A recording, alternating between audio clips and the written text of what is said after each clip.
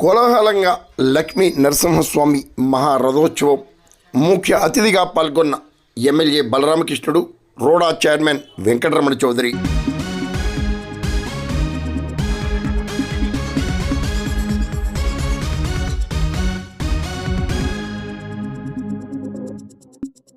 కోరిన కోరికలు నెరవేర్చే కొంగు బంగారంగా ప్రసిద్ధి చెందిన తూర్పుగోదావరి జిల్లా కోరుకొండ లక్ష్మీ నరసింహస్వామి దివ్య రథోత్సవం అంగరంగ వైభవంగా జరిగింది. తూర్పు గోదావరి జిల్లా కేంద్రమైన రాజమండ్రికి అతి సమీపంగా ఉన్న కోరుకొండ క్షేత్రం భక్తుల కోరికలు తీర్చే మహిమాన్విత క్షేత్రంగా ప్రసిద్ధి చెందింది. శుక్రవారం స్వామివారి మహారథోత్సవాన్ని రాజానగర్ ఎమ్మెల్యే బత్తుల బలరామకృష్ణ, రోడా చైర్మన్ బొడ్డు వెంకటరమణ చౌదరి ప్రారంభించారు. హిరణ్యకశిపుని సంహరించిన అనంతరం ప్రహ్లాదుని కోరిక మేరకు నరసింహస్వామి లక్ష్మీదేవి సమేతంగా కోరుకొండ క్షేత్రంపై సాత్విక రూపంలో వెలిసినట్లు స్థల పురాణం వివరిస్తుంది. పరాశర మహర్షి ఘోర తపస్సుకు మెచ్చి స్వామి ఈ కొండపై అవతరించారని కూడా ఆలయ చరిత్ర వివరిస్తుంది. ఎత్తైన కొండపై ఉత్తరాభిముఖంగా వెలిసిన లక్ష్మీ నరసింహస్వామి ప్రశాంత స్వరూపంలో దర్శనమివ్వటంతో అనేక మంది భక్తులు స్వామిని తరిస్తారు. మహారథోత్సవాన్ని పురస్కరించుకుని స్థానిక కోరుకొండ రెడ్డిపంతులు సత్రంలో మహా అన్నదాన కార్యక్రమాన్ని కూడా నిర్వహించారు. భారీగా తరలి వచ్చిన భక్తులకు ఎమ్మెల్యే బత్తుల బలరామకృష్ణ అన్నదాన సమర్పణ నిర్వహించడమే కాకుండా స్వయంగా స్వామి ప్రసాదాన్ని స్వీకరించారు. మహిమాన్వితమైన స్వామి ప్రసాదం స్వీకరించడం ఆనందదాయకమని, షడ్రుచుల భోజనాన్ని రెడ్డిపంతులు సత్రం అందించడం అభినందనీయమని పాలకవర్గాన్ని, ఆలయ అధికారులను ఎమ్మెల్యే బలరామకృష్ణుడు కొనియాడారు. కోలాహలంగా జరిగిన లక్ష్మీ నరసింహస్వామి మహారథోత్సవాన్ని మరి మీరు దర్శించి తరించండి.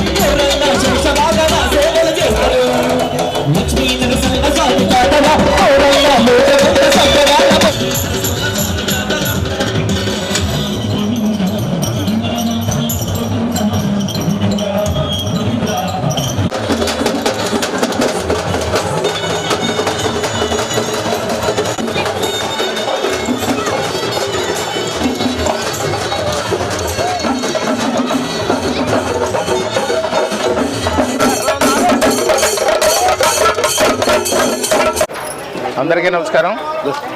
ఈరోజు రాజనగరం నియోజకవర్గంలో ఉన్నటువంటి పురాతనమైనటువంటి స్వయంభూ లక్ష్మీ నరసింహస్వామి వారి కళ్యాణోత్సవాలు, తీర్థ మహోత్సవం అనేది ఈరోజు ప్రారంభం. ఈ ప్రారంభం దినోత్సవం సందర్భంగా రెడ్డిపంతులు గారి సత్రంలో, స్థానికంగా కోరుకొండలో ఉన్నటువంటి రెడ్డిపంతులు గారి సత్రం అనేది ప్రతి ఏటా కూడా భక్తులకి ఏదైతే నరసింహస్వామి దర్శనార్థం కానీ లేదా ఈ రథోత్సవంలో పాల్గొనడానికి కానీ విచ్చేసిన భక్తులకి సుమారు 30,000 మందికి నుంచి 40,000 మంది వరకు కూడా భోజనాలు అనేది పెడతాం జరుగుతుంది.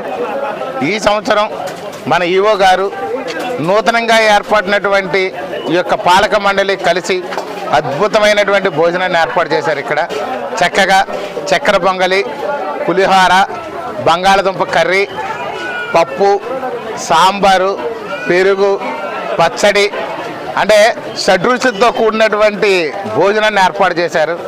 రుచిగా చూసిగా బ్రహ్మాండంగా ఏర్పాటు చేశారు. ఇక్కడ చాలామంది వివిధ నియోజకవర్గాల నుంచి కూడా పక్క కోనసీమ జిల్లా నుండి అదేవిధంగా కాకినాడ జిల్లా నుంచి కూడా వచ్చి సేవకులు వచ్చి కూడా ఇక్కడ ఈ సేవా కార్యక్రమంలో కూడా పాల్గొంటున్నారు.